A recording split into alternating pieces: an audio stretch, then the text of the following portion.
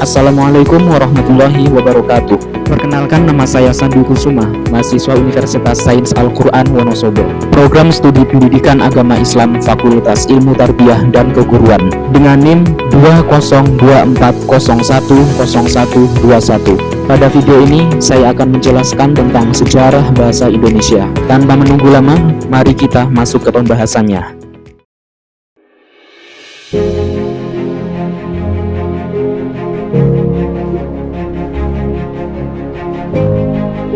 Bahasa Indonesia adalah bahasa resmi nasional Republik Indonesia.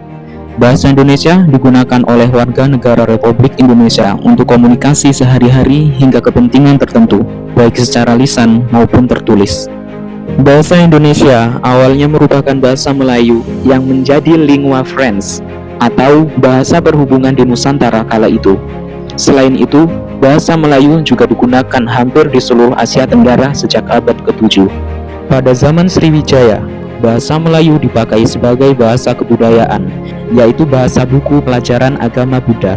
Bahasa Melayu juga dipakai sebagai bahasa antar suku di Nusantara, maupun hingga bahasa yang digunakan terhadap para pedagang yang datang dari luar Nusantara. Bahasa Melayu kemudian menyebar ke pelosok Nusantara bersamaan dengan menyebarnya agama Islam di wilayah Nusantara. Bahasa Melayu mudah diterima oleh masyarakat Nusantara sebagai bahasa berhubungan antar pulau, antar suku, antar pedagang, dan antar bangsa. Karena bahasa Melayu tidak mengenal tingkat tutur, perkembangan bahasa Melayu di wilayah Nusantara mempengaruhi dan mendorong tumbuhnya rasa persaudaraan dan persatuan bangsa Indonesia. Komunikasi antar perkumpulan pada masa itu juga menggunakan bahasa Melayu.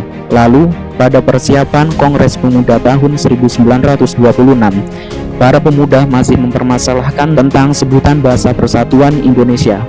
Kemudian, bahasa Melayu diganti dengan istilah Bahasa Indonesia, dan hal ini pun disetujui bersama pada tanggal 2 Mei tahun 1926. Para pemuda Indonesia yang bergabung dalam perkumpulan pergerakan mengangkat bahasa Melayu menjadi bahasa Indonesia, yang menjadi bahasa persatuan untuk seluruh bangsa Indonesia. Hal itu ditandai dengan lahirnya Sumpah Pemuda pada tanggal 28 Oktober tahun 1928. Bahasa Indonesia sendiri memiliki beberapa kedudukan, yaitu sebagai lambang kebanggaan bangsa, lambang identitas nasional, alat perhubungan antar warga, antar daerah dan antar budaya, dan alat pemersatu suku budaya dan bahasanya.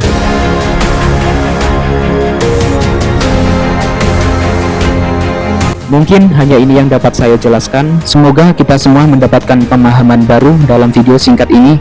Demikian dari saya. Wassalamualaikum warahmatullahi wabarakatuh.